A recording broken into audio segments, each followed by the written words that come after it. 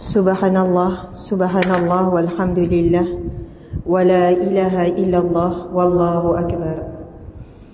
A'udzubillahi minasyaitonir rajim. Bismillahirrahmanirrahim.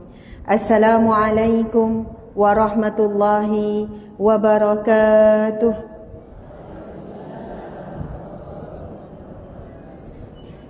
Ni lemah lembut ke lemah lembek ni? Kalau duduk rumah ni sedap tidur ni tau. Lepas mayang, lepas makan, tengah hari ni. Jadi nampak tak saya depan ni? Takut mula nampak lama tak pernah nampak dah. Hilang dah. Tak tahu sudah dah jama. Okey, saya bagi salam lagi sekali. Kita jawab dengan semangat, duduk tegak sebab ada waktu duduk lama dah tu kan. Awal lagi duduk sebab nak duduk depan. Masya-Allah. Cuk awal-awal dah. Jadi subhanallah, sekali lagi Assalamualaikum warahmatullahi wabarakatuh.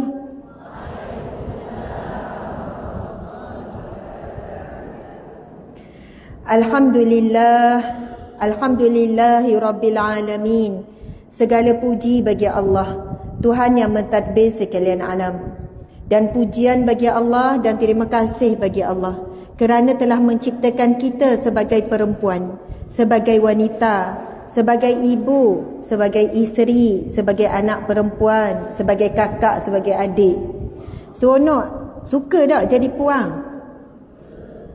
Ke ada wak rasa macam best lah jadi lelaki? Tak payah pakai tudung. Oh sedap jadi lelaki tak payah masak. Kadang-kadang lah kalau bebel. Mana lagi seronok, mana lagi sedap, ataupun mana, sebab saya ni bila balik Ganu saya nak cakap Ganu. Tapi dengar MC tadi, macam duduk di luar negara. MC kita kemas sungguh lah. Masya Allah. Kita nak ucap terima kasih kepada Puan MC, Puan Roslini Lawati binti Mak Deris. Orang Ganu ke orang?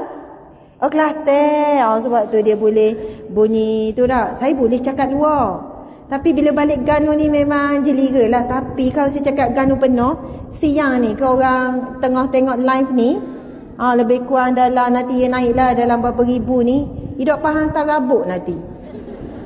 Siang pula. Saya memanglah pure Ganu, lahir Ganu, besar Ganu. Saya orang Batu Nang.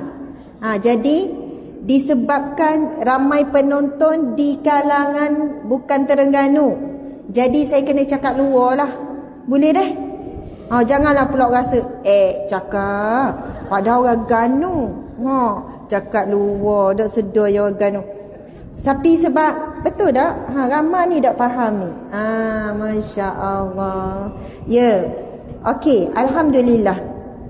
Terima kasih kepada Al-Fadhil Ustaz Tuan Imam Syarifuddin Syalahuddin bin Alias yang membacakan doa begitu indah.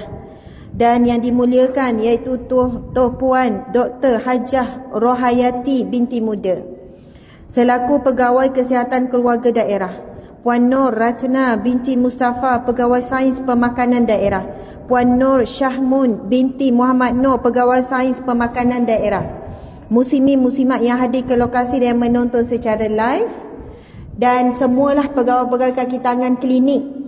Ada banyak klinik yang bergabung dalam menganjurkan majlis kita ni.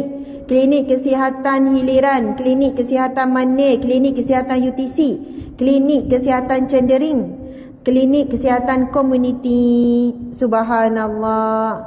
Dan antara pengarah di sebalik tabir, adik saya sendiri, Dr. Aminah. Mana Dr. Siti Aminah?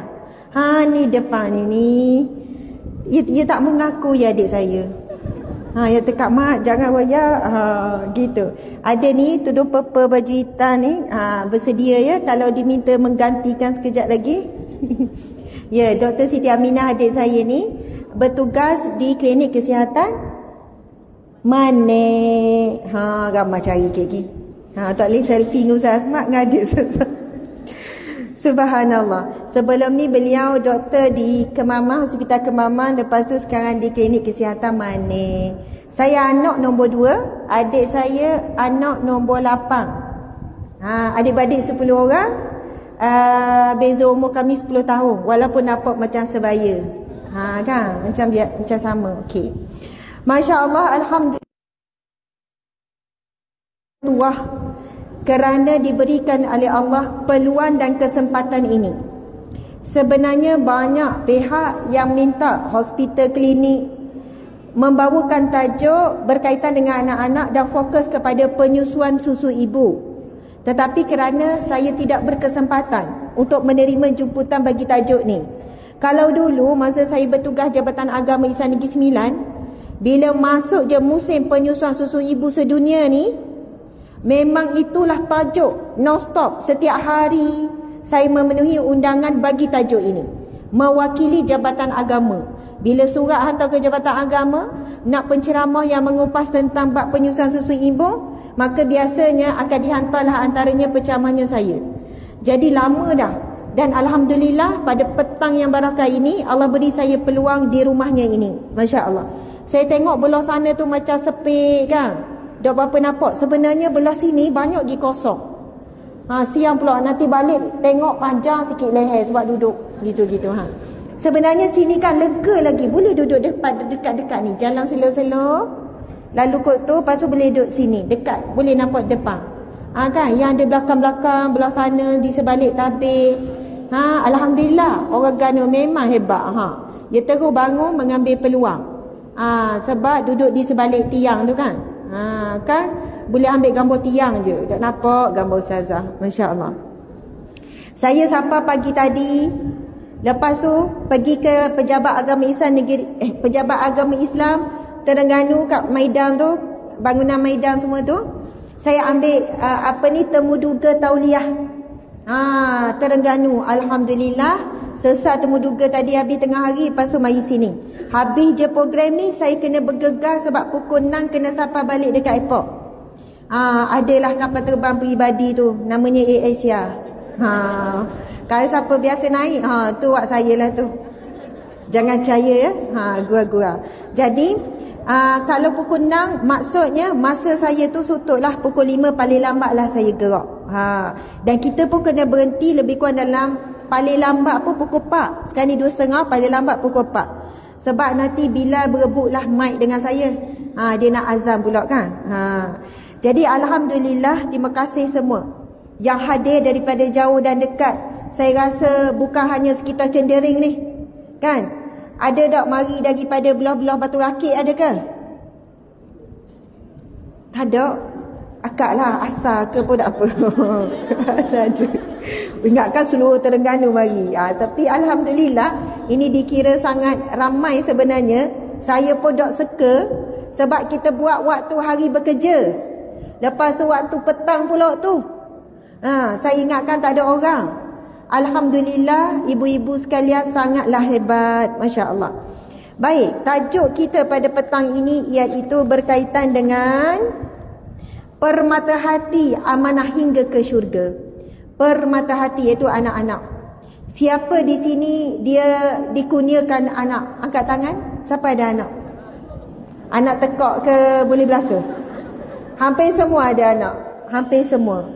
Dan ada yang bakal ibu. Masya Allah. Kalau tanya siapa yang menyusu, sikit je lawak akak. Sebab ramai dah peceng nampak ni. Ustazah, dah ingat dah nyusu kerana. Subhanallah. Tapi pernah menyusu. Perkara pertama yang saya nak sebut, wahai ibu-ibu sekalian, sebab tajuk hari ini fokusnya kepada ibu, penyusuan susu ibu. Tetapi lelaki yang hadir ini hebat. Sebab mereka adalah penyokong pertama dan utama kepada penyusuan susu ibu. Sebab itu dalam Islam, bab penyusuan susu ibu dalam Al-Quran sendiri pun disebut tentang peranan suami ataupun peranan bapa. Nanti kita kupas. Cuma saya nak sebut, wahai ibu terutamanya dan wahai ayah, kita kan selalu rasa macam kita ni ada kekurangan dalam mendidik anak. Betul atau tidak? Betul. Betul je. Semua cakap jawapannya adalah betul. Betul ke tak? Betul. Mangak sikit. Saya perlu sokongan ni. Kan saya nera kan? Tengah-tengah hari ni. Kita kadang rasa kita tak buat sehabis baik sebagai seorang ibu. Kita kadang-kadang rasa terlebih marah anak. Kita rasa macam kita tengok dekat media sosial, dekat FB, tengok ada ibu-ibu ni bagusnya didik anak ni bijak, anak ni baik, anak ni berjaya sekian-sekian. Kita rasa macam kita bukan ibu yang baik. Kita kurang ilmu, kita banyak buat salah dengan anak begitu begini. Cuma saya nak sebut, wahai ibu terutamanya, apabila kita telah pernah, walaupun mungkin tak lengkap 6 bulan ke 2 tahun ke, tapi kita pernah menyusukan anak, sebenarnya itu adalah pekerjaan ataupun sumbangan terbesar bagi seorang ibu. Dan apabila suami ini sabar dengan isteri ini, sebab ibu menyusu ni sensitif, sebab dia lengah, dia sakit badan, dia gitu, dia gini, dia tak cukup tidur, macam-macam. Lalu suami ni sabar, suami ni lah cari rezeki, cukupkan nutrition untuk ibu dan sebagainya ni, maka ada bahagian juga daripada suami ni dalam menyumbang bab penyusuan ni. Saya nak sebut, jika kita pernah menyusukan anak, walaupun hanya di awal-awal contohnya, lepas tu bila kerja, susu dah kering apa, lepas tu dah campur dah susu formula, asalkan pernah menyusukan anak, itulah sumbangan ataupun peranan, pengorbanan, perjuangan terbesar seorang ibu. Jadi yang kita duk rasa bersalah, tak sempurna itu, tak sempurna ini, kadang-kadang datang daripada apa? Bisikan syaitan, bisikan hawa nafsu, yang nak suruh kita rasa selalu resah gelisah, rasa tak sempurna, rasa tak betul, rasa tu bagus supaya kita nak berubah, nak baiki diri. Tapi jangan sampai kita ini menzalimi diri dan menghukum diri sendiri.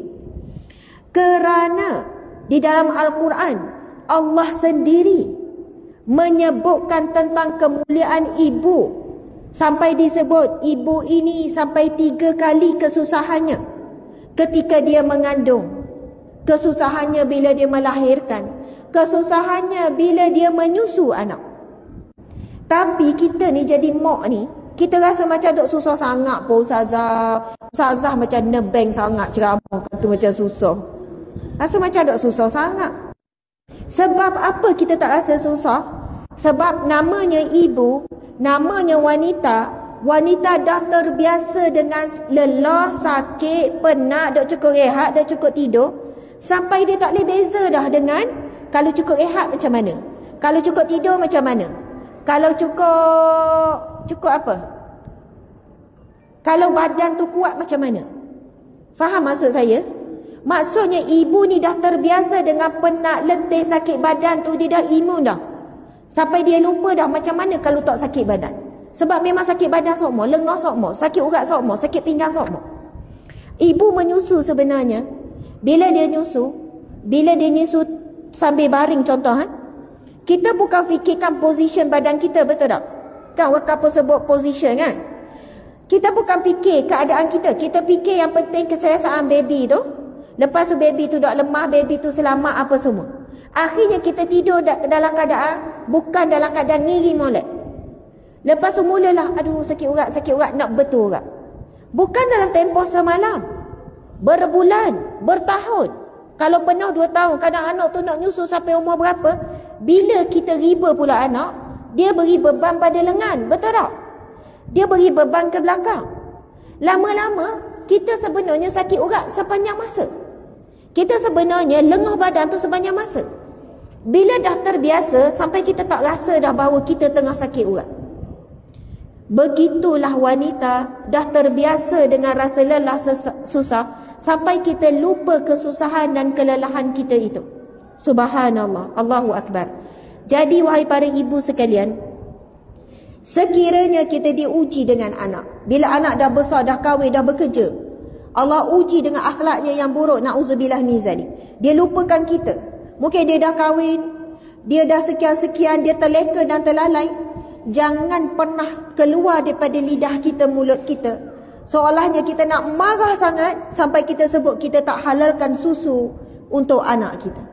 Sebab boleh jadi ibu-ibu, asbab kita pernah menyusu anak walaupun tak sempurna sebagaimana yang lengkap 2 tahun dan sebagainya, asbab itulah kerana setiap titisan air susu akan diberikan pahala oleh Allah. Setiap saat kita menyusukan anak, Allah kira ibadah. Dan boleh jadi itulah ibadah yang paling ikhlas yang pernah kita buat. Dan ibadah yang sepenuh hati kita buat. Dan ibadah yang kita tidak mengharapkan balasan. Jadi mudah-mudahan apa yang saya sebut sebagai mukadimah ini mengembalikan balik bahawa kesedaran apa yang kita telah buat pada anak kita adalah sesuatu yang sangat besar. Jangan meremehkan. Allah memandang itu adalah perbuatan yang sangat mulia. Saya dikurniakan 7 orang anak. Anak sulung dah umur 17. Anak kecil 4 tahun. Alhamdulillah semua menyusu. Ada yang menyusu 6 bulan pertama tu tak capur, berjaya sebab kerja sokmo. Ada yang lepas beberapa bulan capur dah susu dengan sokmo kusu tinggal, sokmo anak dan sebagainya. Ada yang sempurna 2 tahun. Ada yang tak cukup 2 tahun. Maksudnya dalam 7 orang anak tu macam-macam cerita lah. Tetapi yang saya ingat, antara yang mencabar bagi seorang ibu bila menyusu, lepas melahirkan anak, nak menyusu peringkat awal tu teramatlah sakit. Ingat tak? Ya ke? Macam biasa je. Kan? Tu saya kata, sebab orang perempuan ni, sebab emosi kasih sayang itu begitu besar, padahal dia tengah sakit tu, tetapi dia lebih membesarkan kasih sayang, pemerhatian dia pada anak, sampai dia boleh tolak tepi rasa sakit. Kadang-kadang untuk permulaan penyusuan, dia ada rengak. Orang Ganu panggil rengak. Ingat tak? Ada orang kena rengak, ada orang tak. Sebab itu ada wanita, bila lepas bersalin, dia tak sanggup dan tak mampu nak nyusukan anak sebab rengak. Rengak ni, dia macam mari mulah macam nak beranak tu. Kan bila menyusu, dia nak kecut rahim, jadi mari mulah macam ingat nak beranak semula. Saya pun lalui pengalaman yang sama. Kalau tak kuat masa tu menahan dalam sakit lepas beranak, sakit pula menyusu anak. Kan? Kalau tak tahan, kita dah berhenti dah. Kesabaran, perjuangan, pengorbanan itu sangat besar. Maka sekiranya kita rasa hari ini kita bukan ibu yang baik, kita ukur dengan pada anak, sebab tengok anak macam taklah jadi macam orang lain, anak biasa-biasa. Tolong jangan ukur dengan anak. Memang boleh ukur, itu penilaian. Tetapi Allah Subhanahu Wa Taala dah tahu dah apa yang kita dah buat daripada awal mengandung, dengan lelah, dengan payah bawa 10 kilo dalam perut tu. Kita suruh tok laki kita ikat gula 10 kilo. Boleh tak sehari dia bawa? 10 kilo ikat kat perut tu. Nak tidur pun kena tidur lah. Biar ada 10 kilo atas perut. Nak pergi tandas pun kena bawa. Saya rasa 24 jam tak sampai. Dia tak sanggup bawa. Kita setiap kali ngandung dalam 10 kilo kita bawa. Capur air berapa kilo, capur apa nama ni? Capur uri, capur anak tu, capur macam-macam lah. Capur lemak bertambah jugalah.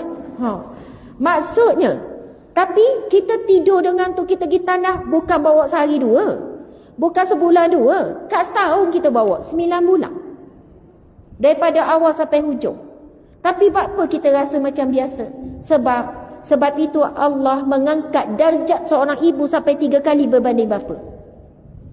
Bila Rasulullah ditanya, "Ya Rasulullah, siapakah yang perlu saya berbakti ya Rasulullah?" Rasulullah menjawab, "Ibumu." Kemudian siapa? Ibumu. Kemudian siapa? Ibumu 3 kali. Kemudian siapa? Kali keempat baru Nabi jawab, ayahmu. Dan ulama kata kenapa 3 kali? Pertama mengandung, kedua bersalin, ketiga menyusu. Yang mana ketiga-tiga ini tidak boleh ditandingi dengan apa pun pengorbanan yang lain. Dan 3 perkara ni walaupun orang lelaki nak buat, siang kat isi saya, biarlah saya agati dia mengandung, melahirkan, menyusu. Tak boleh. Maksudnya, padahal kalau fizikal saya nak tanya mana lagi kuat? Laki ke puan? Laki lagi kuat. Orang perempuan lemah dari sudut fizikal. Tapi kenapa Allah memilih wanita untuk menanggung beban yang sangat payah dan susah ini? Kerana wanita diberikan rahim. Rahim ni maksud apa? Kasih sayang. Allah Ar-Rahman Ar-Rahim, pengasih penyayang. Dan rahim itu, nama Allah Ar-Rahim itu dijadikan rahim kita. Bayangkan, Dan di dalam rahim inilah lahirnya makhluk yang paling Allah sayang, iaitu manusia. Manusia demi manusia. Allahu Akbar. Sebab itu saya sebut mukadimah awal tadi. Kita bersyukur Allah jadikan kita wanita. Bersyukur Allah jadi kita perempuan. Masya Allah. Ada kelebihan jadi perempuan, ada kelebihan jadi lelaki. Dan kita bersyukur sebab suami sabar dengan kita. Siapa ada suami sini angkat tangan? Jangan dok ngaku pula. Angkat tangan. Angkat tinggi. Ada angkat separuh. Ustazah dok tahulah suami tu macam dok berapa suami jadi separuh. Subhanallah. Wahai para wanita sekalian, kita ada baik buruk. Suami ada baik buruk, anak ada baik buruk, semua orang ada baik buruk. Baik buruk suami kita, itulah jodoh yang Allah takdirkan di dunia. Dan dialah yang terbaik, yang sanggup terima kita baik dan buruk kita. Dialah yang menerima kita daripada tak ada apa-apa sekian-sekian. Ini bukan nak cerita pasal suami isteri ni. Tetapi kadang-kadang kita orang perempuan perlu disedarkan. Sebab kita duk rasa kitalah yang banyak berkorban, kitalah buat itu, buat ini. Sebab orang perempuan dia punya emosi dia pada mulut, jadi dia sebut-sebut. Orang lelaki dia banyak senyap.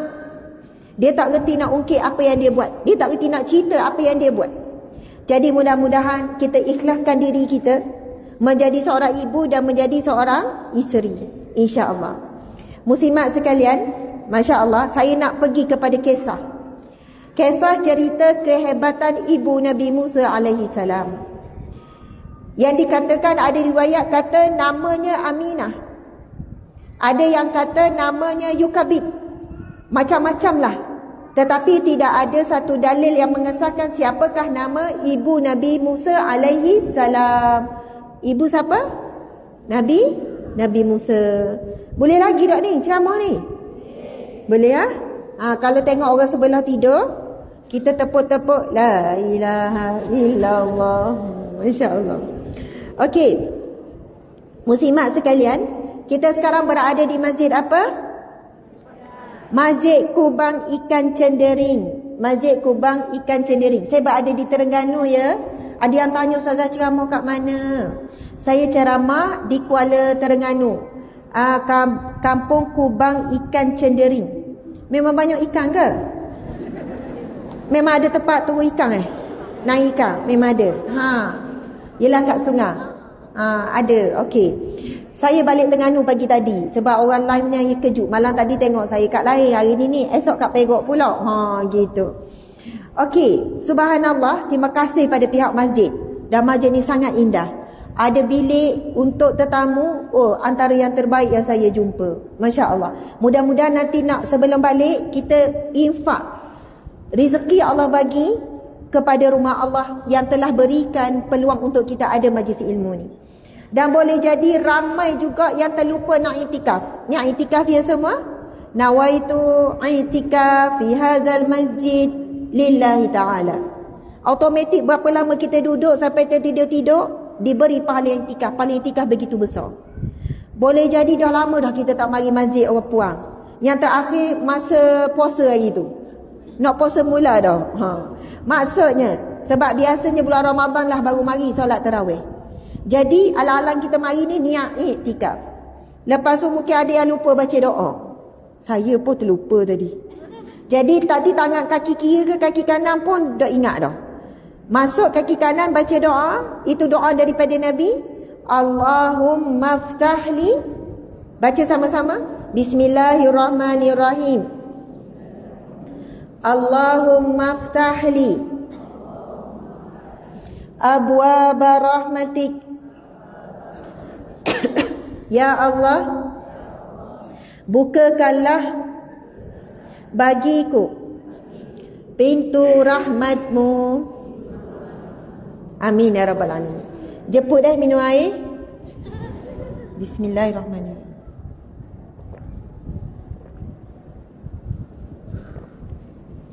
Alhamdulillah. Memang sunnah Nabi sebut.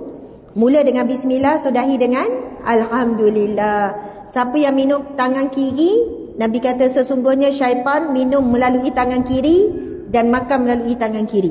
Tapi kalau live ni depan dia nampak terbalik. Kalau live ni, kamera depan dia nampak saya pegang tangan kiri. Ini antara pendidikan yang kita kena tanam semua kepada anak-anak.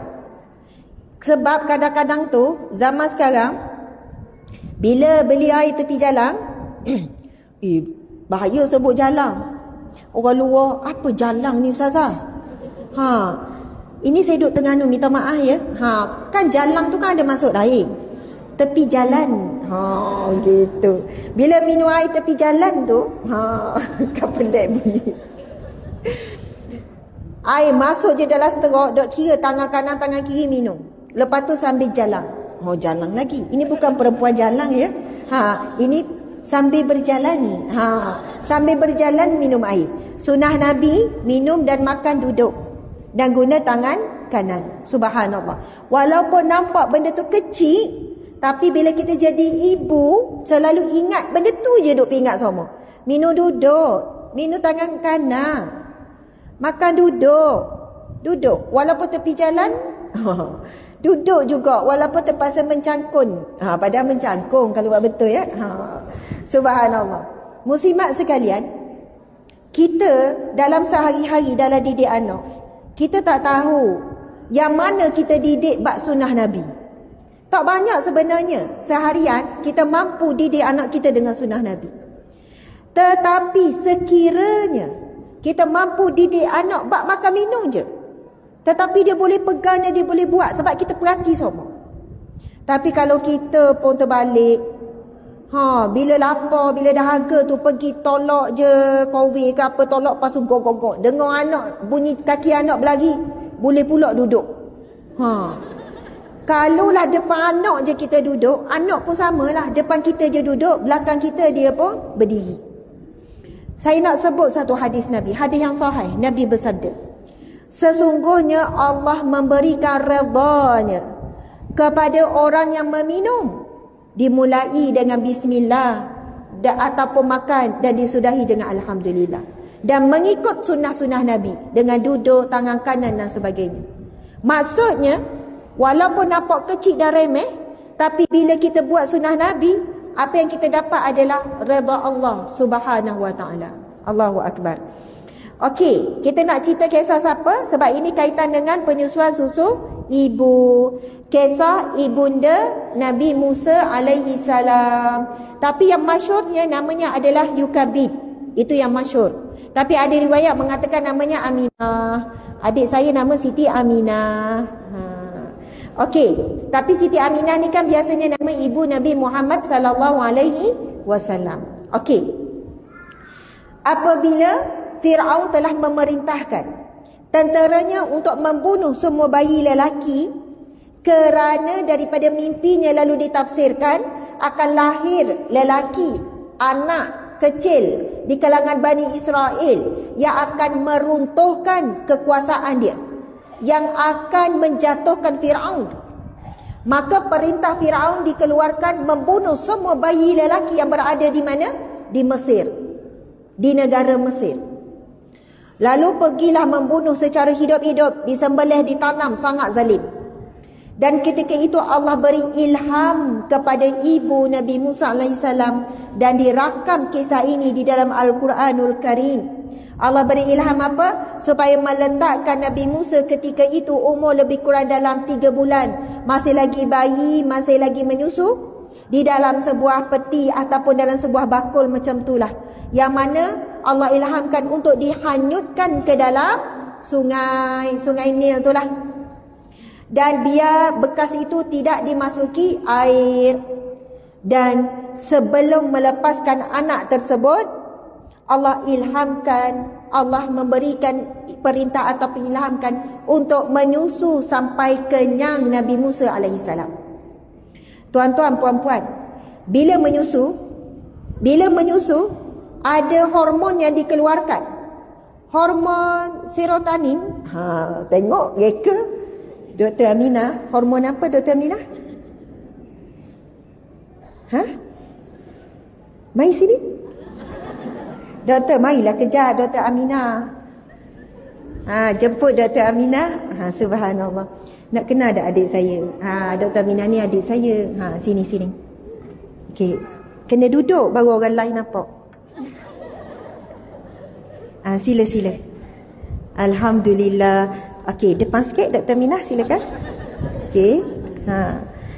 Okey, sebelum kita pergi lebih lanjut cerita tu, Dr. Minah terangkan sikit sebab bila menyusu ni, kebaikan isi kandungan apa yang ada dalam susu tu, satu Dr. Minah terangkan.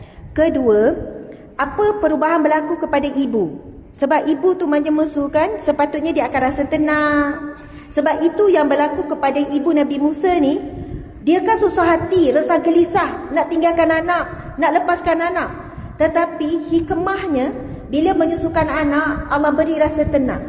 Dari sudut sains, ada hormon yang dirembeskan yang terhasil daripada ibu tu, kebaikan untuk ibu tu sendiri. Jadi kalau wahai stres-stres tu nyusu, marah-marah nyusu.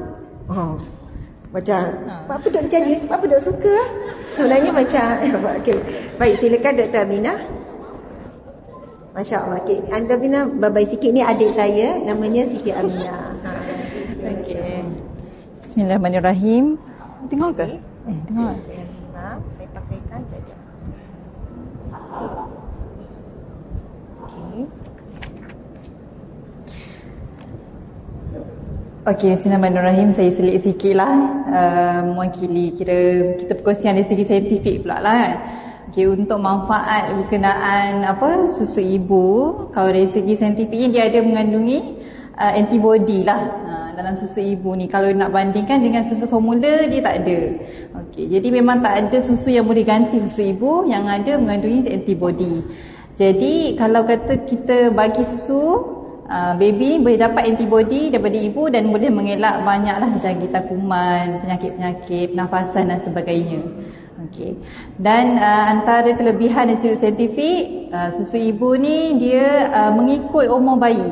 Maksudnya kalau kata bayi tu ada masalah pram, kan? Jadi ibu ni bila dia menyusu, pada permulaan penyusuan tu adalah mengikut umur bayi tu pram. Kalau bila dah umur bayi tu 3 bulan contohnya, susu yang dikeluarkan masa tu adalah sesuai pada umur dia 3 bulan. Okey, jadi kalau susu formula ada ke macam tu? Tak ada kan? Okey, dan yang ketiga saya boleh kongsikan kalau dari sudut saintifik, susu ibu ini okey dapat mengelak tu. Dia cepat hadam.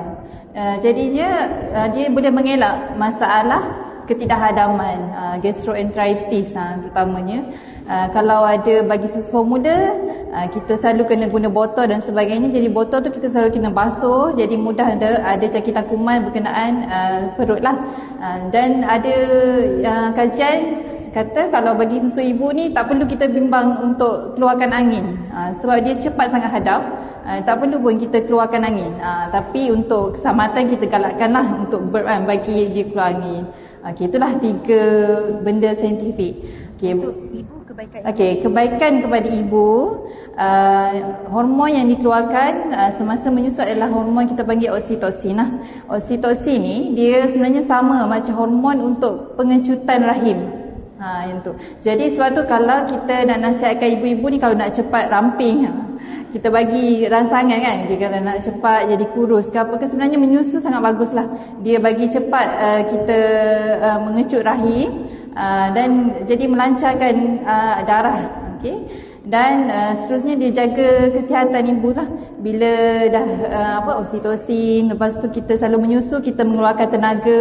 Jadi lebihan-lebihan lemak tu sebenarnya boleh automatik boleh kita turunkan balik lepas kita bersalin melalui penyusuan. Okey. Susu baby ni boleh kesan tak pada kecergasan otak baby? Kecergasan otak, ya. Sebab macam saya kata tadi, kandungan susu ibu ni sebenarnya dia tak ada yang boleh dibandingkan dengan formula. Dia ada banyak khasiat, dan khasiat ni antaranya dia dah mencukupi untuk keperluan badan baby tu. Kalau saya kata tadi pram, ataupun ada masalah jantung ke, ada masalah penyakit yang kronik, yang congenital masa lahir, sebenarnya susu ibu dia mempercepatkan untuk pembesaran organ-organ dia dan juga otak dia. Jadi ada kajian yang kata kalau kita bagi susu ibu, Sebenarnya dari sudut EQ baby adalah lebih baik. EQ ni adalah macam sasiah lah kita boleh kata. Adalah lebih baik berbanding susu formula. Okey, itu je lah kot untuk pengisian. Terbaik. Okey, tahniah. Subhanallah. Apa je. Subhanallah. Apa kita? Apa? Dia sebenarnya dah warning saya, jangan panggil dia. Saya sedapkan hati dia, dok. Sebab saya takut dia lari. Alhamdulillah. Tu adik saya ya. Namanya Dr. Siti Aminah, masya-Allah. Dia ada anak 2 orang, pun ada baby sekarang. Masya-Allah. Tadi saya ada baca komen-komen, ada yang kata, Ustazah, sedihnya saya tak dapat menyusu anak. Cuma saya tak tahulah sebab apa. Dia tak tuliskan. Mungkin ada orang yang ada masalah.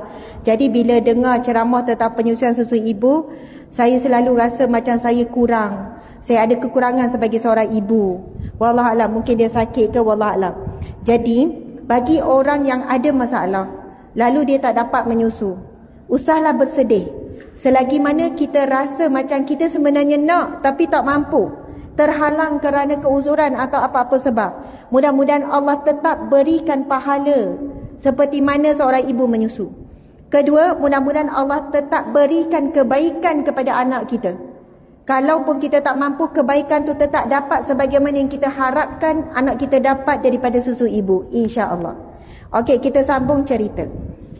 Allah Subhanahu wa taala berfirman dalam surah Al-Qasas ayat yang ke-7. Surah apa ibu-ibu? Al-Qasas ayat yang ke-7. A'udzubillahi minasyaitonirrajim. Wa auhayna ila ummi Musa an ardi'i fa idza khifti 'alayhi fa'alqihi fil yammi wa la takhafi wa la tahzani inna raduhu ilayki wa ja'iluhu minal mursalin. Sadaqallahul azim, yang bermaksud, dan kami ilhamkan kepada ibu Musa, susuilah dia hingga kenyang, dan apabila engkau bimbang terhadapnya, maka hanyutkanlah dia ke sungai Nil, dan janganlah engkau takut dan jangan pula bersedih hati. Sesungguhnya kami akan mengembalikan padamu anakmu dan menjadikannya seorang rasul. Subhanallah. Daripada firman Allah ini, apa yang kita boleh dapat antara pengajarannya ialah ibu-ibu yang menyusukan anak, sejauh mana anak itu pergi, sejauh mana anak itu mungkin lari, dia pasti akan kembali semula kepada ibunya. Barakah susu ibu. Sebagaimana peristiwa Nabi Musa ini telah dihanyutkan ke sungai Nil, lalu ditemui kan ibu Nabi Musa pesan kepada anak perempuan yang bernama Maryam, kakak kepada Nabi Musa alaihissalam. Dipesan ibu ni kepada Maryam, si kakak ni, dengan pesanan yang umum saja. Kamu perhatikanlah ke mana pergi adikmu itu. Saya baca terjemahan dan tafsiran ulama, subhanallah, tentang ayat ni. Ada perbezaan apabila kita ni nak beri pesanan kepada anak perempuan kena beza, anak lelaki beza. Bila anak perempuan dalam Al-Quran, kalau berkait dengan perempuan, biasanya pesanan umum saja. Tapi bila berkait dengan lelaki, dia kena detail. Jadi, pesan ibu ni kepada si kakak kepada Nabi Musa, kamu pergi perhatikan adikmu itu. Tak perlu detail. Kamu pergi perhati jauh-jauh, jangan dekat sangat, nanti kan orang perasan. Lepas tu kamu sekian-sekian, nanti ni tak perlu detail. Tapi kalau anak lelaki, dia kena detail. Samalah juga kalau nak pesan apa-apa ke tok lelaki, ke suami, kena detail. Kalau kita pesan, abang-abang, kita nak pergi dengar ceramah ni, Ustazah Asmat mari. Pandai-pandailah buat apa-apa yang patut kat rumah ni. Dia pun bela apa yang patut. Semua dia nampak tak patut belaka. Sebab tu bila balik, duk buat benda-benda macam tak duk ubah. Benda yang patut semua okey belaka. Tapi kalau kita minta, nanti tolong angkat baju dah, tak takut bimbang. Lepas tu tolong ada sapah tu, Lepas tu selagi. Dia akan buat kalau pesan betul-betul. Tapi kalau anak perempuan lain, boleh diberi pesanan umum. Sama dengan peristiwa ni, antara tafsiran ayat ni, kalau kita buat kajian mendalam peristiwa Nabi Musa ni, itulah yang berlaku. Sebab si kakak ni masih lagi remaja tapi sangat pandai. Dia bukan follow rapat-rapat, pergerakan tu dia tengok daripada jauh-jauh dan dia bersembunyi. Sampailah dia nampak daripada jauh bagaimana Asiyah binti Muzahim, isteri kepada Firaun, ibunda kita Sayyidatina Asiyah. Bila buka peti tu tengok seorang bayi lelaki. Dan bayi lelaki iaitu Nabi Musa ini, wajah dia rupanya tak sama dengan bayi-bayi yang lain. Dari segi keindahan rupa parasnya, warna kulitnya berbeza dengan Asiyah sendiri, berbeza dengan Firaun, berbeza dengan Arab Mesir, berbeza dengan Arab yang datang melalui jalur Nabi Musa ni. Jadi bila kali pertama tengok bayi yang begitu indah rupawan ni, terus hati terpersona, mata tu terpersona, hati terus jatuh. Jadi ketika Asiyah melihat dan Asiyah cuba membawa bayi lelaki ini kepada suaminya Firaun, lalu Firaun juga terpana dengan keindahan Nabi Musa alaihi salam. Dan peringkat awal Nabi Musa panggil askar untuk membunuh. Lalu dipujuk beberapa kali oleh Asiyah.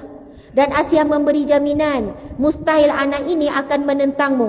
Sekarang Nabi Musa menjadi anak angkat kepada Firaun, dibesarkan dalam istana Firaun. Masya Allah. Akhirnya dengan kelembutan, dengan pujuk rayu sekian-sekian, Nabi Musa alaihi salam berada di istana Firaun. Dan ketika inilah kebijaksanaan kakak Nabi Musa, iaitu Maryam ni. Dia tengok daripada jauh, bukan rapat-rapat. Ketika mencari, zaman tu bukan ada susu formula. Maka bila baby ini nak dicarikan ibu susuan, dicarilah wanita sekian-sekian, semua ditolak. Kerana baby ni dia boleh bezakan. Walaupun kita rasa susu ibu semua sama je belaka, tetapi sebenarnya berbeza mengikut ibu masing-masing.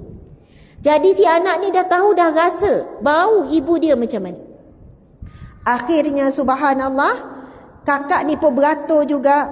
Lalu dia pun beritahu.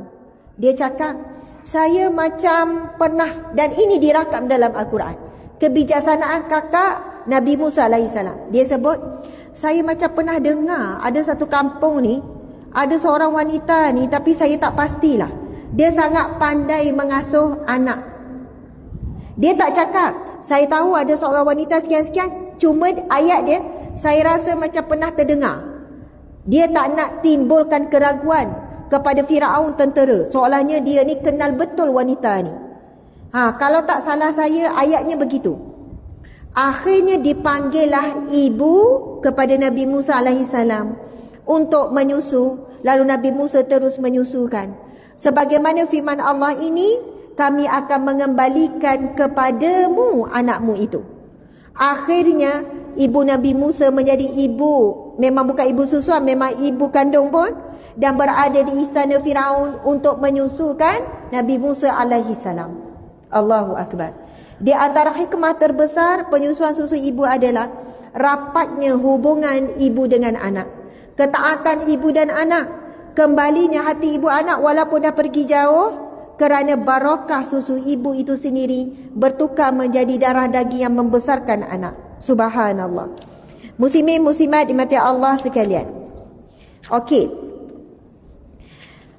Bila kita pergi kepada penyusuan susu ibu, itulah ceritanya. Masya Allah. Dari segi hukum, saya nak cakap dari segi hukum hakam. Apa hukum menyusukan anak, wajib ke sunat? Cuba jawab. Wajib ke sunat?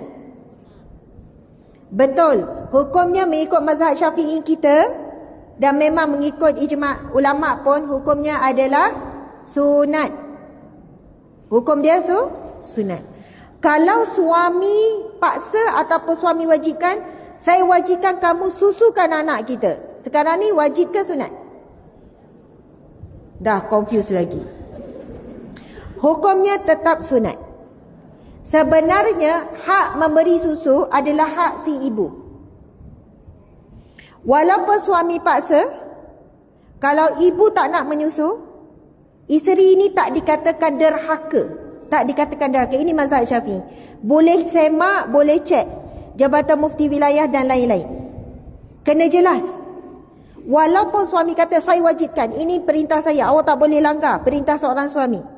Tetapi kerana menyusu ini memerlukan pengorbanan, kesusahan, kepayahan, memakan tenaga dan banyak perkara, kadang terlalu sakit dan sebagainya.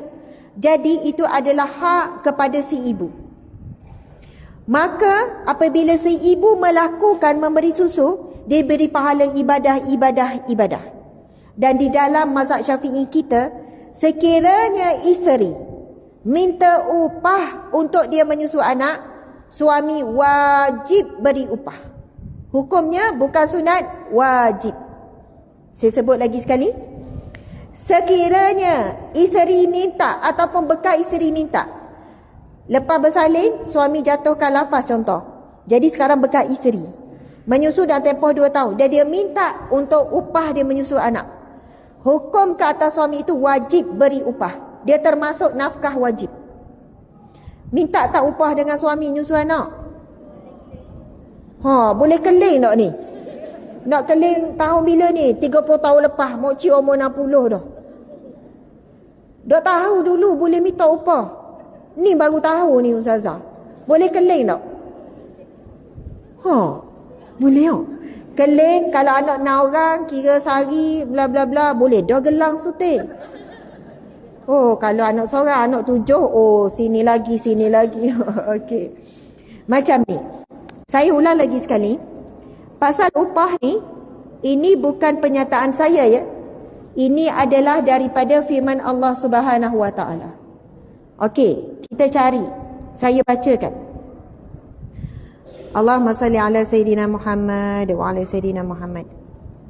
Jap. Kena cari.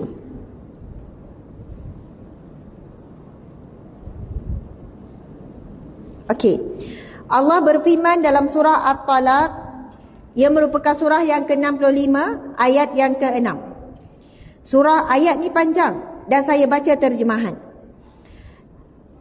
Terjemahannya saya terus pergi. Dan jika mereka berkeadaan sedang mengandung, maka berikanlah kepada mereka nafkahnya sehingga mereka melahirkan anak yang dikandungnya. Kemudian jika mereka menyusukan anak untuk kamu, maka berikanlah kepada mereka upahnya. Dan berundinglah di antara kamu dalam hal menyusu dengan cara yang baik. Dan sebaliknya jika kamu kedua pihak mengalami kesulitan, maka bolehlah perempuan lain menyusukan. Maksudnya contoh kalau isi sakit, isi tak mampu menyusu, bila tak mampu juga untuk susu formula dan susu ibu ni memang yang terbaik, maka bolehlah mencari wanita lain untuk menyusukan. Saya nak tanya, kalaulah perempuan bukan Islam menyusukan anak orang Islam, boleh ke tak boleh? Confused. Jawapannya boleh, harus, bukan jadi haram tak. Maksudnya kalau bukan Islam menyusu pun harus hukumnya. Tapi kalau kita nak cari ibu susuan, carilah wanita yang berakhlak, wanita yang baik. Sebab susu itu akan mempengaruhi akhlak anak itu. Jadi ibu ni kadang-kadang dia jaga diri dia, akhlak dia masa ngandung je. Rajin ngaji, rajin itu, rajin ni dan sebagainya. Lepas dah beranak, hore. Sebab apa? Lagi-lagi dah waktu nifas tu kan, dah cuti panjang apa semua. Tapi sebenarnya akhlak ibu tu pun juga mempengaruhi dalam sepanjang tempoh dia menyusu. Sampailah sekarang pun sebenarnya. Jadi dari sudut hukumnya, kita dah faham, wanita apabila dia meminta upah daripada suaminya kerana dia dah menyusukan anak, hukumnya kalau ikut mazhab Syafi'i kita wajib diberi upah. Tapi kalau tak minta, tak jadi wajib lah. Sekarang timbul persoalan, kita baru nak minta hari ni. Baru nak minta hari ni, anak dah nikah, anak dah ada. Berundinglah. Abang tu baik abang pula. Orang kandung kan? Abang, aci dok nak minta upah. Upah menda tiba-tiba ni. Kalau tahu gini dok we dengar ceramah Ustazah Asma. Aduh, apa Ustazah ni ngajom dia gini ni, bankrupt ni. Subhanallah. Benda dah berlalu. Kalau kita ikhlaskan hati, Allah beri kita pahala sedekah. Memang kita akan dapat pahala sedekah. Sebab sebenarnya kewajipan beri nafkah dan besarkan anak tu, memberi makan minum anak tu kewajipan siapa? Kewajipan ayah tu. Jadi kalau ibu tak nak menyusu, ayah ni memang wajib cari juga sesuatu yang supaya anak ini boleh teruskan hidup. Tapi sekiranya anak ini doktor cakap dia tak boleh minum susu formula sebab dia ada masalah, dia CT sekian-sekian, merisikokan nyawa, maka ketika itu jadi wajib ibu ni menyusu. Wajib. Tapi kalau tak sampai mudarat, maka dia jadi sunat. Jadi sekarang kalau kita nak minta upah, jawapannya boleh. Bukan kata tak boleh. Tapi sekiranya suami tak mampu nak beri, maka di situlah kita tidaklah boleh memaksa. Sebab benda pun dah berlalu. Tapi kalau suami kata bolehlah saya beri sekaligus, beli gelang sebagai upah. Kalau suami boleh buat macam ni hebat. Maksudnya isi akan rasa, ya Allah seronoknya ni gelang sebab nyusu ni. Ni rata sebab nyusu ni. Walaupun cerita 20 tahun lepas, 30 tahun lepas. Ada muslimat kita kata rasa nak beranak mula. Sebab nak boleh upah tu kan. Jadi kepada suami yang mendengar ini, suami-suami yang mendengar, Masya Allah, kalau anda nak beri hadiah istimewa, boleh beri hadiah sempena. Walaupun anak dah besar, ini nak beri hadiah. Hadiah benda ni, hari lain saya lambat lagi. Ini adalah hadiah sebagai terima kasih saya kerana awak menyusukan anak. Jadi dia sekarang dah jadi bukan upah sebab benda dah berlalu, jadi hadiah lah. Jadi janganlah paksa sampai kat bahagian wajib tu je. Dia tak dengar penjelasan seterusnya ni, hadiah ni. Tengok ceramah ustazah ni, ustazah kata wajib, kalau dah awak dosa. Gitu. Jadi bila dah benda berlalu. Jadi subhanallah, muslimat sekalian, saya nak sebut juga. Masa ni, kita habis lebih kurang 3.30. Ke pukul berapa? 15 minit. 3.45, 15 minit lagi. Okey. Muslimat sekalian, ada seorang wanita di zaman Rasulullah, tak silap saya nama dia Zainab dan suaminya bernama Abdullah. Ini bukan anak Nabi ni. Apabila Zainab mendengar Nabi menyebut, bersedekahlah kamu walaupun dengan separuh sebiji kurma, ataupun kalau tak ada sebiji kurma, separuh kurma. Kita janganlah pula balik cari kurma separuh pula nak sedekah. Hadis ini sebab apa? Sahabat-sahabat Nabi ni ramai yang susah, yang miskin. Kat rumah tak ada makanan langsung. Kita ni kepek sampai masuk angin. Masa orang mari nak sayang rasa nak makan. Tiba-tiba sampai masuk angin lah kepek tu. Maksudnya makanan kat rumah kita banyak. Zaman Nabi ni sampai Nabi kata bersedekah dan hindarkanlah diri kamu daripada api neraka Allah walaupun dengan separuh kurma. Maksudnya kat rumah tu kurma ada sebiji je. Setengah kamu makan, setengah kamu sedekah. Sampai tahap tu, kesusahan dan kemiskinan. Bila mendengar tentang saranan Nabi, tentang kelebihan sedekah, boleh jadi junnah minan nar, iaitu pendinding daripada api neraka. Lalu seorang wanita yang bernama Zainab binti Abdullah ni, dia pun tertanya-tanya, dia tertanya, nama dia Zainab, suami dia nama Abdullah, minta maaf. Dia tanya kepada suaminya, wahai suamiku, adakah dengan aku memberi makan dan minum kepada anak-anakku dan aku menyiapkan makan minum untukmu dikira sebagai sedekah?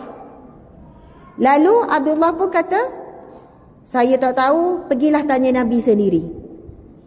Jadi Zainab pun minta izin, dia pun pergi menuju ke rumah Nabi untuk tanya soalan tu.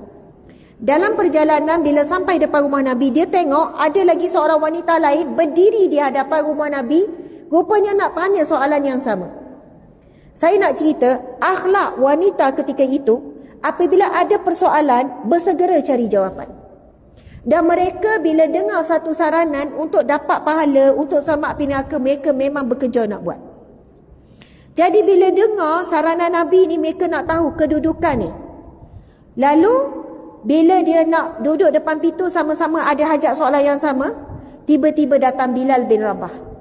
Dan dua-dua wanita ni sebenarnya malu nak tanya soalan ni kepada Nabi.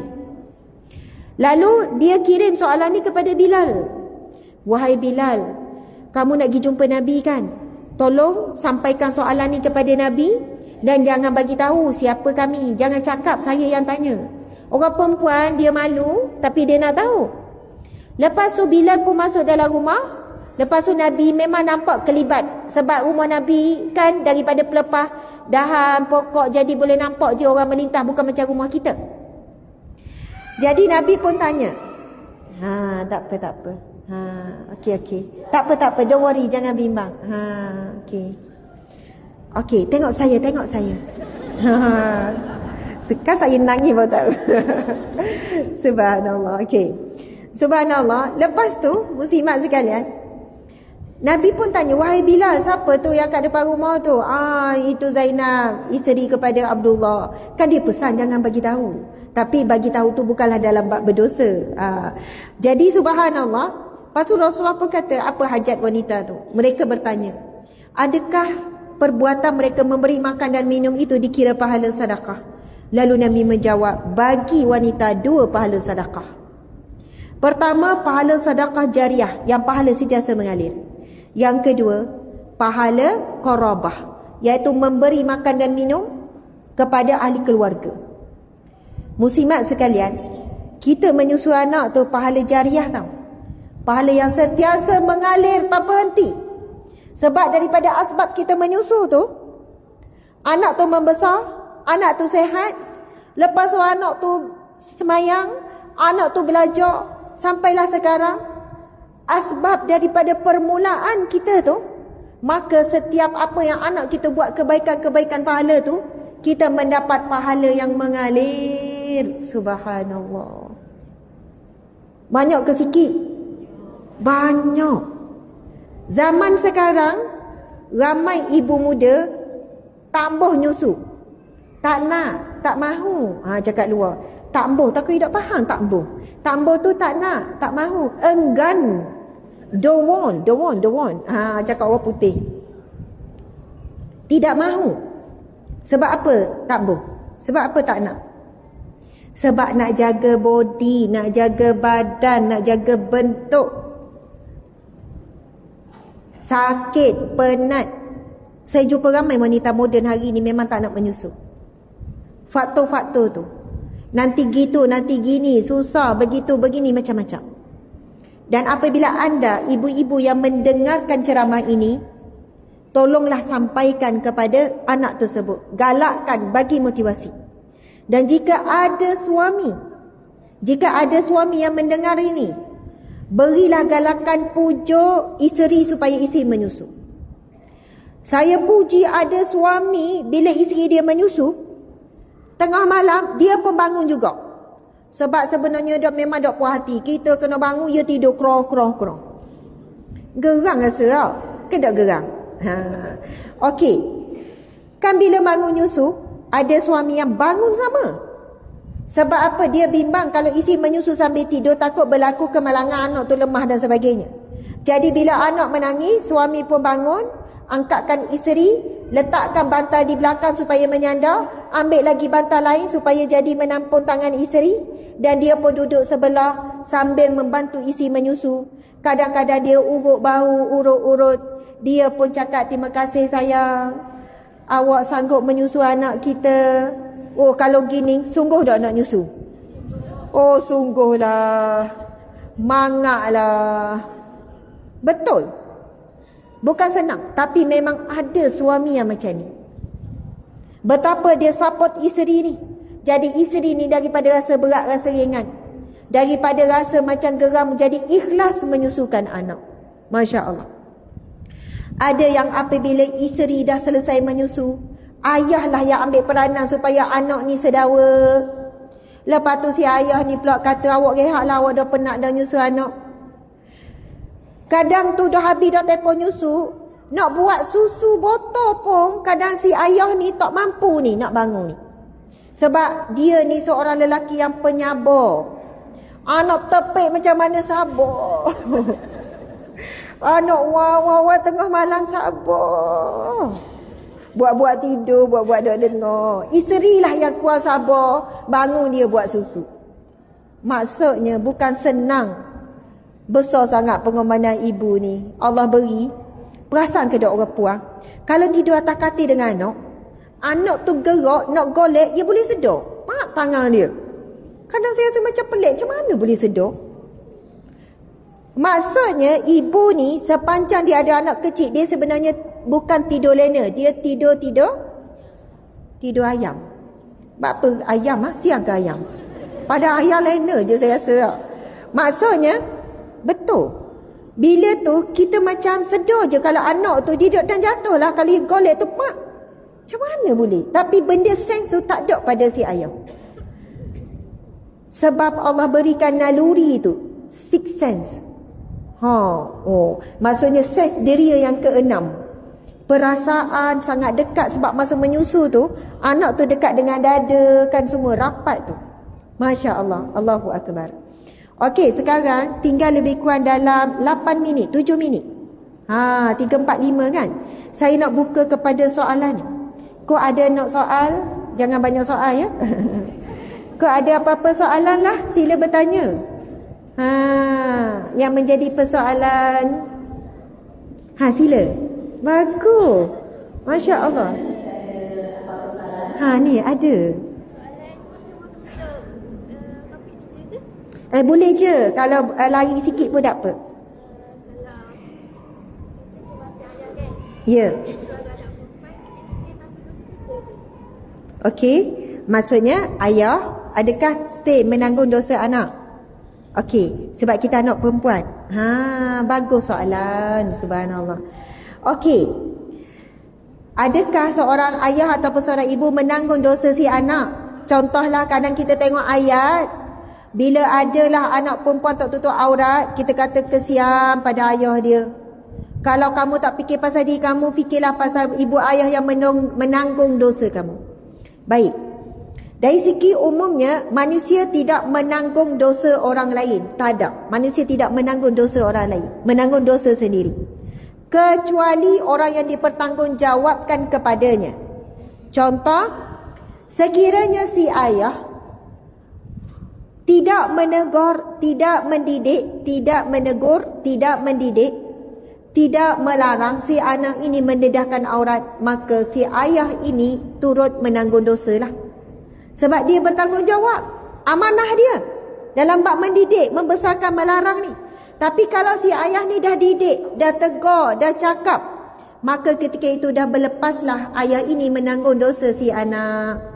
Ada soalan Masya Allah. Subhanallah, pancang.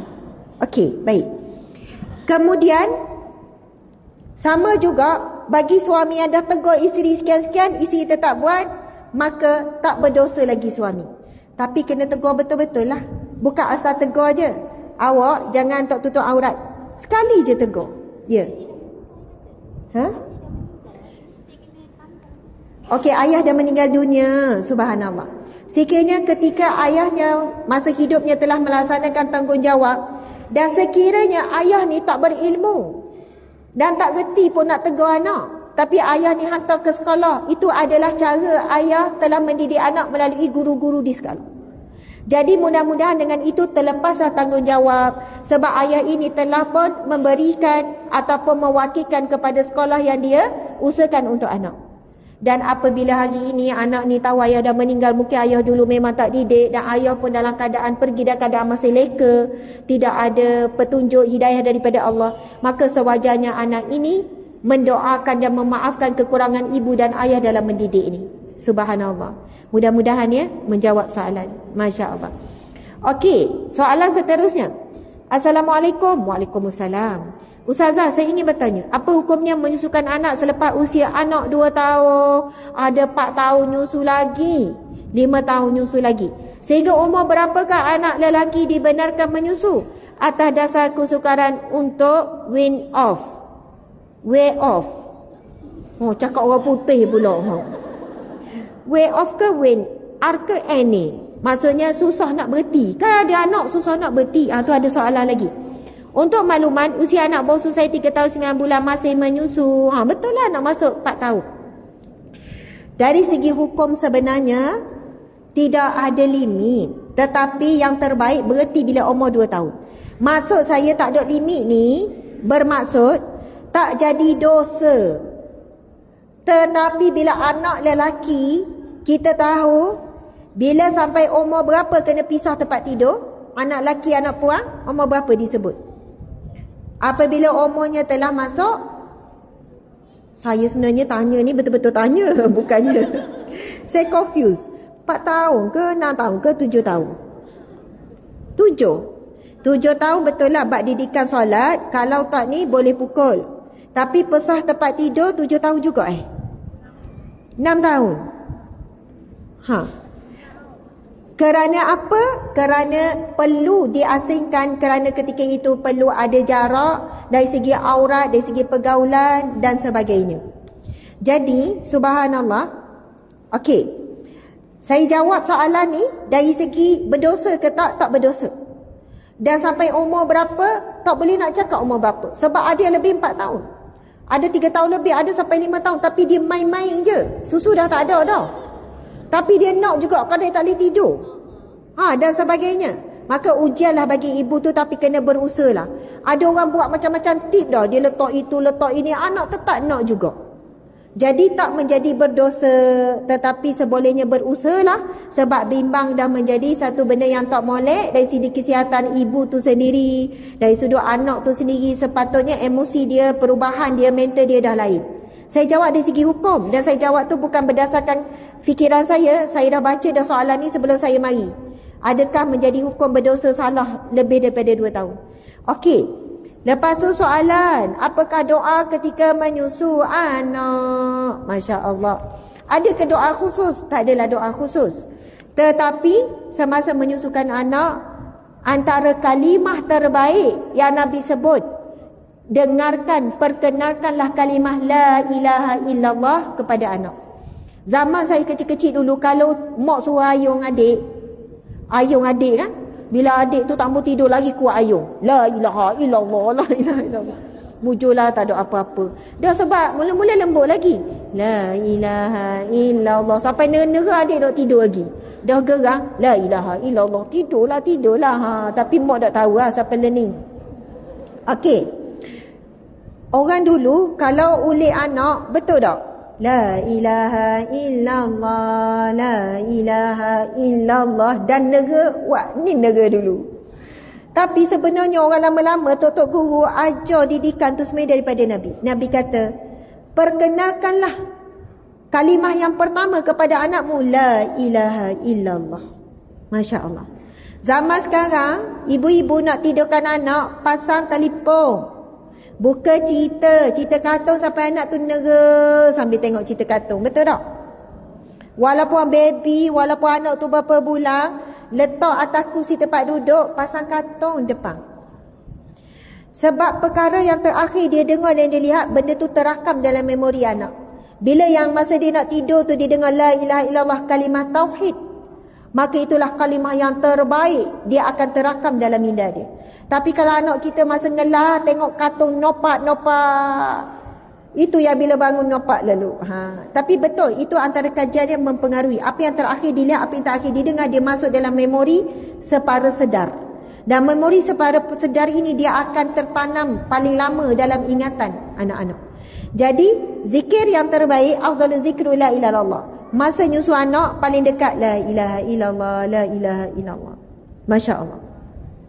Jadi doa tu boleh je, Rabbi habli minas salihin, jadikanlah anakku ni anak yang soleh. Umumlah apa-apa doa. Okey, ini antara soalan yang terakhir. Assalamualaikum Ustazah. Waalaikumsalam. Nama Ustazah tolong doakan saya. Oh, tolong doakan. Sempena hari lahir saya hari ini. Masya Allah, beruntung dia. Terus nak ujang lah. Okey. Namanya adalah Nan Zatul Maharah binti Megat Osman. Mana orangnya? Mana Nan Zatul Maharah? Mana? Masya Allah, beraninya kamu. Sebab apa saya puji? Saya teringat kisah seorang sahabat Nabi yang bernama Hanzalah. Hanzalah kan, bila dia kisah Hanzalah ni, bila Nabi sebut, di antara umatku terdapat 70,000 yang akan masuk syurga tanpa dihisap. Kemudian sesama sahabat pun sama bercakap sama dia, siapakah ciri-ciri? Lepas tu Nabi dengar daripada jauh, Nabi kata bukan. Orang yang masuk syurga tanpa dihisap itu adalah di kalangan mereka yang hidupnya bertawakal kepada Allah. Lalu Hanzalah minta apa? Hanzalah kata, ya Rasulullah, doakanlah untukku supaya aku di kalangan mereka. Lalu Rasul pun jawab, wahai Hanzalah, kamu di kalangan mereka. Bila Nabi doa macam tu, semua sahabat naik mitok sama. Ya Rasulullah, saya juga. Rasul kata, Rasul tak layan dah yang lain. Rasul kata, Hanzalah telah mendahului kamu. Macam itulah lebih kurang. Tapi bukan nak buat pembandingan ni, tak akan sama pembandingan. Cuma saya nak kata, bukan semua ada keberanian nak suruh doa hari lahir ni di khalayak ramai ni. Masya Allah, hanya yang kurang malu sahaja. Gurau-gurau adik, gurau. Maksudnya, kita pun doakanlah subhanallah sebagaimana barakallahu laki. Ya Allah, berkatilah wanita ini, Nazatu Mahara binti Megah Osman. Wa baraka alaikum, dan moga Allah berkati seluruh keluarganya. Wa jama'a bainakum fil jannatil firdaus, moga Allah kumpulkan seluruh keluarga di syurga firdaus.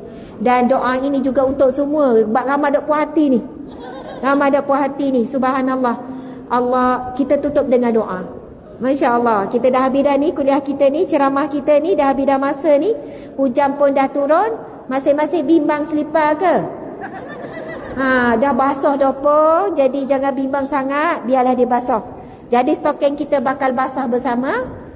Dan tolong redha sekarang juga.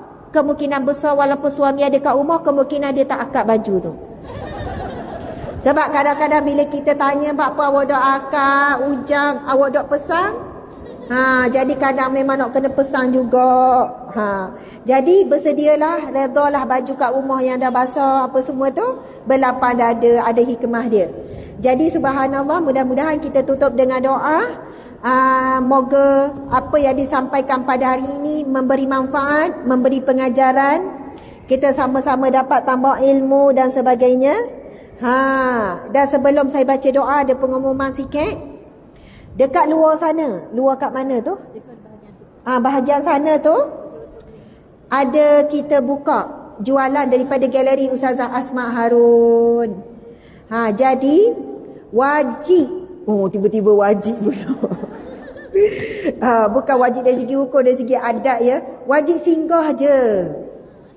Jadi bolehlah singgah dan beli, ambil kenangan. Ada macam-macam baju kurung, minyak wangi, buku-buku saya semua. Setiap pembelian adalah satu pemberian. Maksudnya setiap anda beli tu ada satu sumbangan kepada gerak kerja dakwah dan amal yang kita lakukan di bawah Yayasan Al-Hijrah dan juga NGO Sahabat Amal Care. Kalau bukan untuk diri sendiri, belilah sebagai hadiah. Orang kata orang Kubang Ikan Terengganu ni kaya-kaya, betul ke? Janganlah iling. Yalah, ya. Amin. Kaya hati, kaya jiwa, kaya kasih sayang, betul tak? Nampak beg masing-masing berat, ringankanlah beg tu. Kan, habiskanlah apa yang ada. Pertama, bagi sedekah ke masjid ni. Kedua, berilah dengan pembelian di sana. Sudilah singgah deh. Sebab kau dok singgah, dok rasa nak. Bila singgah, terbeli. Semoga terbelilah semuanya. Okey, Masya Allah. Muslimin muslimat, kita tutup dengan doa. Dan bukan doa untuk khusus kepada sahabat kita tadi. Semoga panjang umur dalam berkat. Masya Allah, dan untuk semuanya. Okey, minum air dulu, lepas tu kita tutup dengan doa insya-Allah. Bismillahirrahmanirrahim.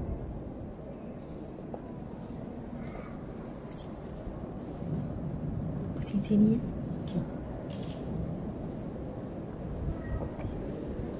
Hari ni masuk dah ni. Masuk, bagusnya, Masya Allah. Beres dulu semua baru mari, Masya Allah. Alhamdulillah.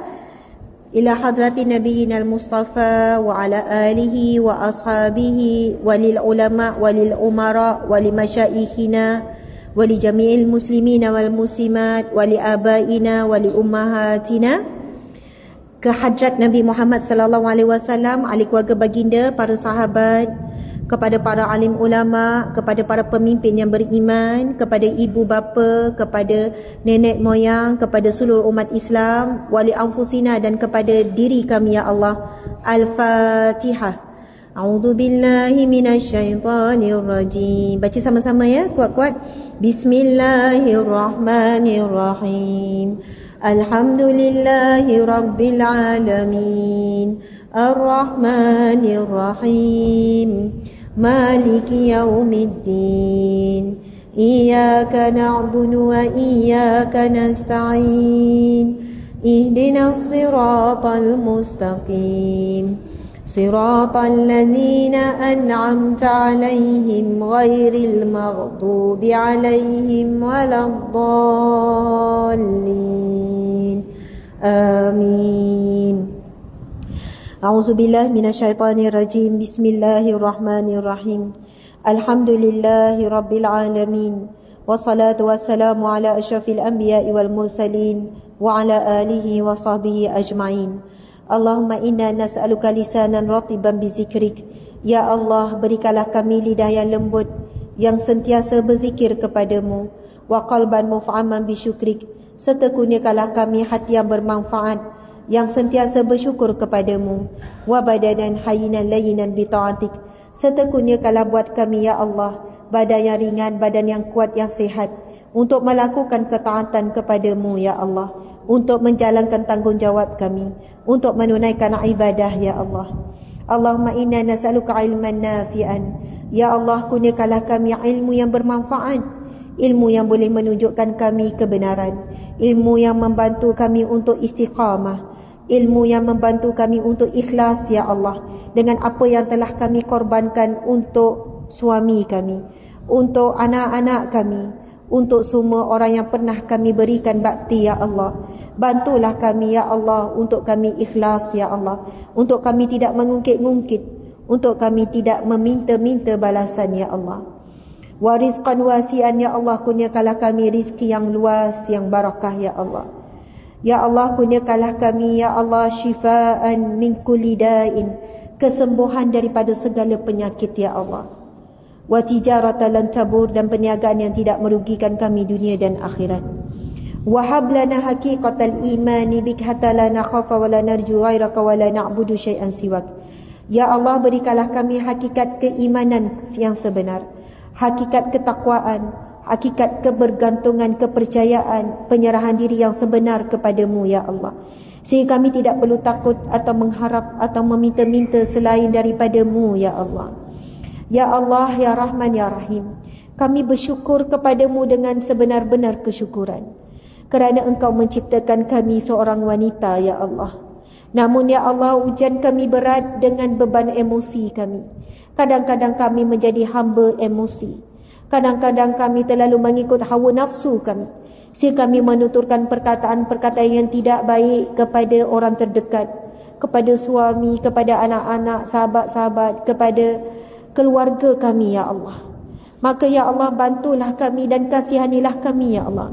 Kadang-kadang kami terlalu penat ya Allah, kami tidak larat ya Allah, kami tidak mampu ya Allah. Kami merasakan beban yang kami tanggung itu terlalu berat, sehingga kami mengeluarkan perkataan yang tidak patut ya Allah. Maka ampunilah kami ya Allah di atas perkataan yang kami tidak patut keluarkan ya Allah. Kadang kami mengungkit, kadang kami menyebut-nyebut kebaikan ya Allah. Maka janganlah engkau hilangkan pahala apa yang telah kami lakukan asbab lidah kami ya Allah. Ya Allah, berikanlah kami kekuatan menjadi isteri yang salehah, isteri yang sabar, isteri yang redha ya Allah. Ya Allah, jadikanlah kami ibu yang misali, yang boleh jadi contoh buat anak-anak kami ya Allah.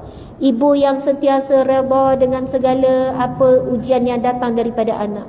Ibu yang seikhlas hati memberi dan mendoakan anak tanpa syarat ya Allah, yang memaafkan apa jua ya Allah, kerana kami mengharapkan kemaafan-Mu ya Allah. Kami redha terhadap anak, terhadap suami, dan redha terhadap apa jua takdir dan ujian daripada-Mu ya Allah, kerana kami mengharapkan balasan daripada-Mu, redha-Mu, kemaafan-Mu dan pengampunan-Mu ya Allah. Ya Allah, jadikanlah kami anak yang baik buat ibu bapa kami, yang sentiasa mendoakan, dan segala kebaikan amal soleh yang kami lakukan menjadi pahala yang mengalir buat ibu bapa kami ya Allah. Ya Allah, ya Rahman, ya Rahim, berkatilah majlis ini, berkatilah penganjur yang bersusah payah ya Allah, berkatilah semua yang hadir, berkatilah pihak masjid, Semoga rumah Allah ini sentiasa dipelihara dan dijaga oleh hamba-hamba-Mu yang ikhlas ya Allah. Ya Allah, lapangkan dan bukakanlah pintu rizki kami ya Allah. Berilah kemudahan dalam kami melaksanakan tanggungjawab kami ya Allah. Ya Allah, ya Rahman, ya Rahim, sebagaimana Engkau mengumpulkan kami di rumah-Mu, di taman syurga-Mu yang sementara di dunia ini, maka pilihlah kami untuk berkumpul kembali di syurga-Mu yang sebenar di akhirat kelak. Ya Allah, mudah-mudahan dengan asbab pengorbanan dan keikhlasan kami melahir, menyusu dan mengandung ya Allah, maka ia menjadi perisai terkuat daripada api neraka-Mu ya Allah.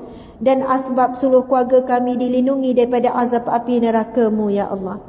Rabbana atina fid dunya hasanah wa fil akhirati hasanah wa qina azaban nar wa qina azabal qabri wa qina azabal mahsyar. Ya Allah, kami mohon berikanlah kehidupan kami di dunia ini baik, sejahtera, bahagia ya Allah. Cukup, diberikan kecukupan, diberikan keselamatan ya Allah. Dan kehidupan di akhirat kelak juga baik ya Allah, iaitu di syurga-Mu. Dan kami mohon perlindungan daripada segala keburukan ataupun fitnah padang mahsyar, keburukan dan fitnah kubur, dan juga daripada azab api neraka-Mu ya Allah. Ya Allah, jadikanlah kami menjadi ibu yang menyambung perjuangan Rasulullah sallallahu alaihi wasallam. Ibu yang bakal bertemu dengan ibunda kami Sayyidatina Khadijah, Sayyidatina Fatimah, Sayyidatina Aisyah, Sayyidatina Asia, Sayyidatina Maryam ya Allah. Mudah-mudahan ya Allah kami berhimpun di kalangan ibu-ibu yang salehah ya Allah. Ya Allah, kami tidak mampu menjadi yang terbaik, namun kami sentiasa berusaha menjadi baik. Walaupun kami selalu jatuh, leka, lalai, dan kami selalu gagal ya Allah, tetapi matikanlah kami dalam husnul khatimah ketika kami sedang berjuang menjadi ibu dan isteri yang baik, anak yang baik, wanita yang baik ya Allah. Wa sallallahu ala sayyidina Muhammad wa ala alihi wa sahbihi wa sallam, walhamdulillahi rabbil alamin. Amin ya rabbal alamin. Taqabbalallahu minkum minna wa minkum, taqabbal ya karim. Subhanallah, alhamdulillah. Sekian, mohon maaf salah dan silap. Sehingga bertemu lagi, Masya Allah. Dan selamat mengundi. Subhanallah, jangan tak keluar mengundi. Mengundi itu adalah tanggungjawab kita sebagai rakyat, insya-Allah. Saya mohon maaf, bertemu lagi, dan saya rasa kita tak boleh nak jumpa semua, nak salam semua. Macam sebelum ni kalau ceramah-ceramah di Terengganu kan, saya akan beratur lepas tu salam sebab saya bimbang, tak boleh nak kontrol waktu. Kan nanti kalau ada orang beratur orang belakang sampai masa saya nak kena bergerak kecil hati pula. Jadi kita selfie je lah daripada jauh gini, boleh? Saya akan duduk situ, lepas tu ambil gambar, nanti tengoklah gambar tu dekat page kita. Lepas tu pandailah bulatkan muka sendiri, walaupun jauh. Sebab saya terikat dengan flight pukul 6 kena sampai dah dekat, 2 jam lagi pukul 6. Jadi nak balik juga jumpa mak sekejap apa semua dah. Gitu. Sekian, Assalamualaikum warahmatullahi wabarakatuh. Ya. Ya, masya-Allah, tak apa. Terima kasih. Boleh sila. Terima kasih yang berada di live. Lebih kurang 4,000 lebih. Jumpa lagi, insya-Allah. Saya daripada Terengganu, kejap lagi balik. Insya-Allah. Jadi daripada apa yang kami sampaikan tadi, di mana suara sesuatu adalah yang terbaik.